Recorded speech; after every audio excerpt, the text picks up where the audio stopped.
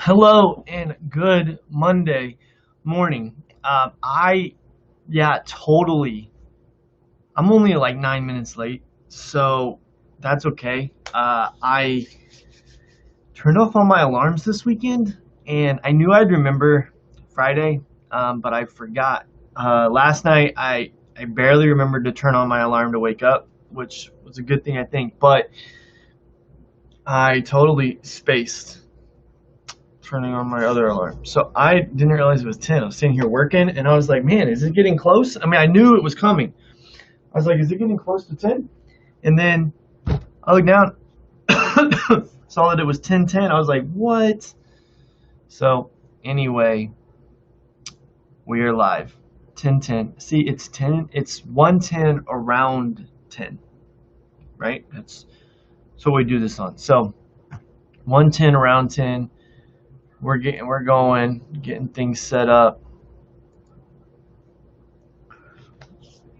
What is this button? Share screen. Interesting.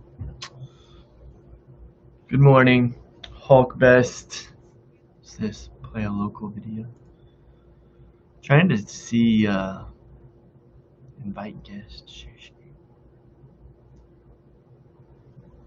Interesting. All right. Okay, we got Belle and Olivia on YouTube. I just want to give a few people some moments to join. So if you have your Bible, 2 Timothy chapter 2 is where we're going to be. 2 Timothy chapter 2. Yeah, so it's Monday. I got here this morning and I replaced a light, one of the overhead lights in the hallway, which is cool.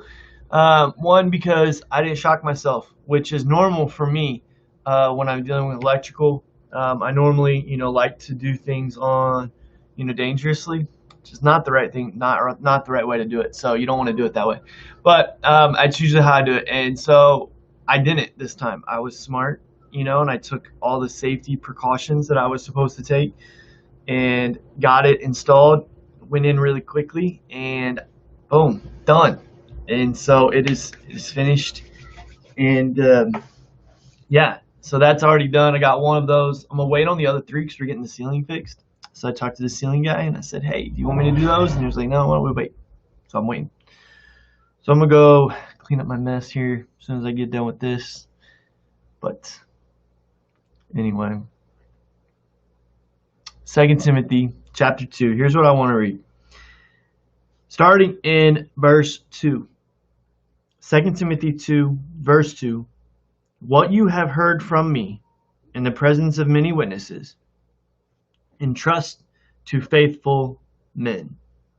Entrust to faithful men. What you have heard from me in the presence of many witnesses, entrust to faithful men who will be able to teach others also. Now, I always try to share with you. I'm going to share up here. Like you can see that's highlighted.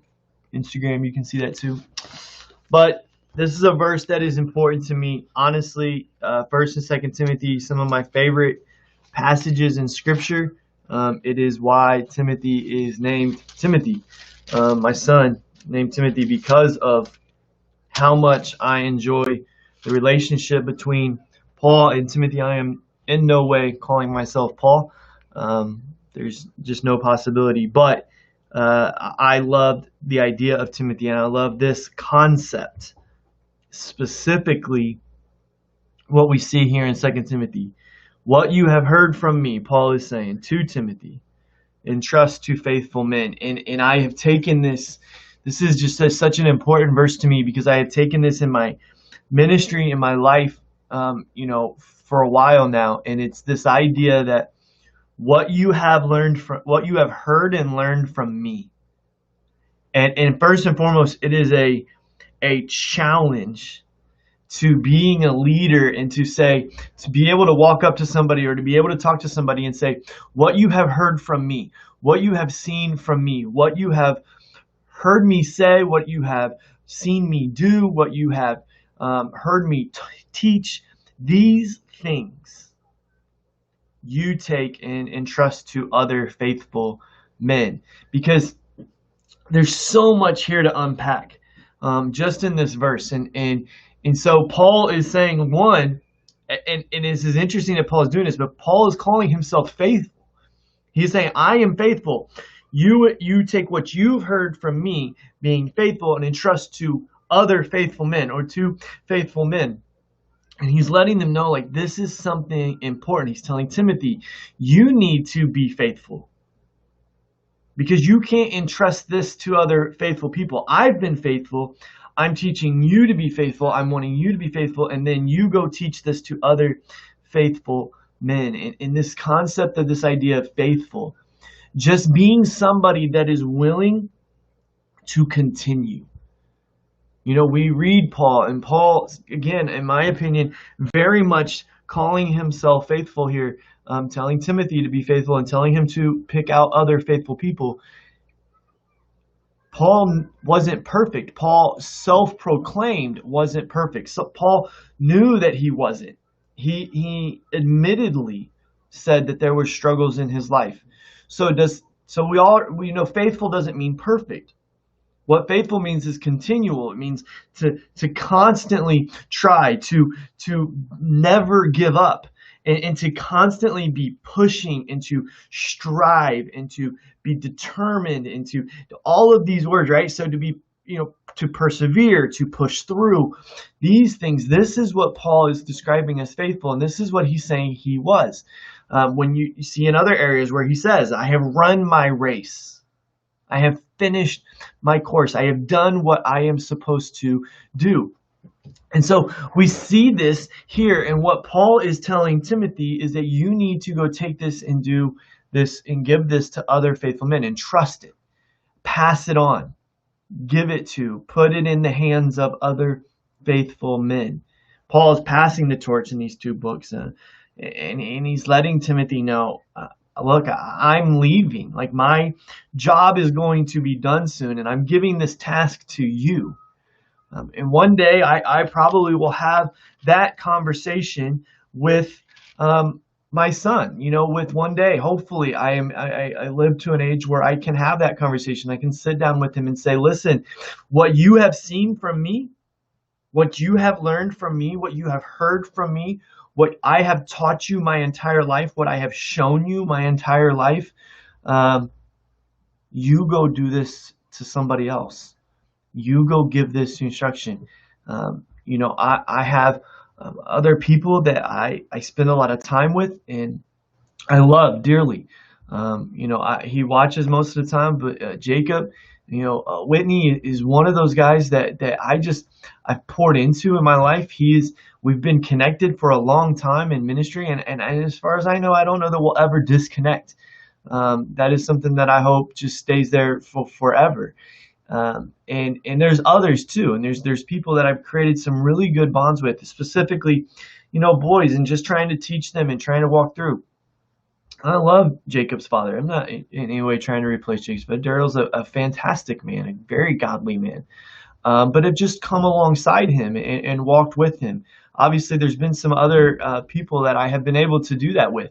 But Timothy, I say that to say, but Timothy, not just in this Timothy, but my Timothy, that's my son. And he is my number one responsibility to train up and to raise, not just him, obviously Susie and Autumn also. But that's, outside of, my ministry. The ministry comes after my responsibility to raise those kids. And so there's going to be a conversation, hopefully, with Timothy that I said, listen, you've seen my life since you've been born. Obviously, very specifically, there'll be some things before he was born that I'll explain to him, but I'm not going to be proud of and be excited about. I'm going to say, since you've been born, Timothy, this is what I've taught you. This is my hope. Like, this is my prayer. I'm not saying I can say this because obviously he's not there yet. I'm not there yet. My prayer is that I stay faithful. And that's the challenge that I want to give you this morning, is that you stay faithful. Faithful, I was reading in Tozer this morning, faithful is not something that we esteem. Faithful is not something that we lift up. We don't get excited all the time about someone that's faithful. But last week I had the chance to be at Charlie Glover's memorial. And let me tell you, faithful fit. A faithful man, someone who lived out, talking to Brent, talking to Ford, talking to Patsy, talking to anybody that was there, but being able to see somebody that consistently, there was never a question that Charlie was going to be there. There was never a question that Charlie was coming home. There was never a question that Charlie was going to be a good father, a good husband. And so that faithfulness is something that we need. We don't celebrate it, I don't think, enough. That this person is faithful. This person is consistent. This person perseveres. This person pushes forward. This person is there. It's constant. It's consistent. And so faithful is something that is so important. And so we need to pass this stuff on. We need to not only pass it on to other people, but I think the challenge here that we can take is that we need to be faithful. We need to be esteeming that characteristic of being faithful, of being somebody that is going to be there all the time, that is always going to be counted upon, that can be counted upon.